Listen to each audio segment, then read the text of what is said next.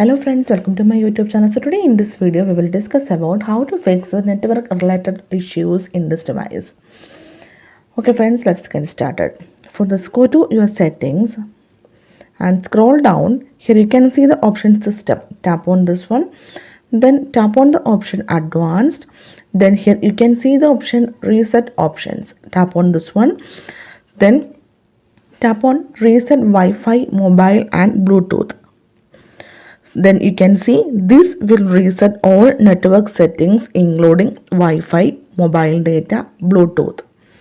Okay, using this option we can solve Wi-Fi related issues, mobile data related issues, Bluetooth related issues.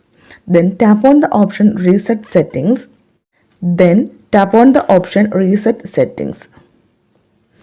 Network settings has been reset. So simply in this way you can fix the network related issues in this device. Thank you for watching. Thank you. Bye bye.